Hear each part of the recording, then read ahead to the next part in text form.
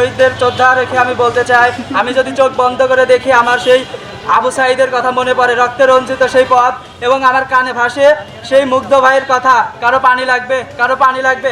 কেন এই আত্মত্যাগ? আমাদের এই আত্মত্যাগ আমরা সব স্বৈরাচারীর পতন ঘটিয়েছি এবং সকল প্রকার বৈষম্য দূরকরণের জন্য। তাহলে সার্ভেইং টেকনোলজির কেন বৈষম্য থাকবে? সার্ভেইং টেকনোলজির কেন এই বৈষম্য থাকবে?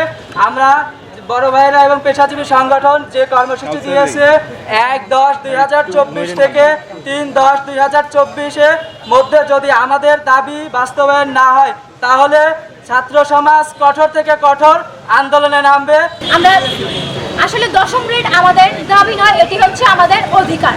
আমরা সকলেই জানি বাংলাদেশে 34টা টেকনোলজি রয়েছে, এর মধ্যে প্রায় 33টা টেকনোলজি সরাসরি দশম গ্রেডে দশম গ্রেডে চাকরি পাচ্ছে, কিন্তু শুধুমাত্র বৈষম্যের শিকার হয়েছে সার্ভেয়ারগণ। কেন সার্ভে ইঞ্জিনিয়ারিংরা সরাসরি দশম গ্রেডে চাকরি পাবে না? বলতে চাই, আজকের এই বৈষম্যের বাংলাদেশ যাতে আমাদের সার্ভে ডিপ্লোমাধারীরা আমাদেরকে সার্ভে ডিপ্লোমার দশম গ্রেড ঘোষণা করা হয় এবং নিশ্চয় বাস্তবায়ন করা হয়, সেই লক্ষ্যে আমরা আজকে কর্মবিরতি দিচ্ছি। আমরা সারা বাংলাদেশে একযোগে কর্মবিরতি দিয়েছি সার্ভে ডিপ্লোমা ইঞ্জিনিয়াররা, এবং সাথে আমাদেরকে সম্মত জানিয়েছেন সকল ইনস্টিটিউটের ছাত্রবিন্দুরা, বাংলাদেশ সার্ভে ইনস্টিটিউটের সহ সকল ছাত্রবিন্দুরা আমাদেরকে আন্দোলনকে সমর্থন জানিয়েছেন।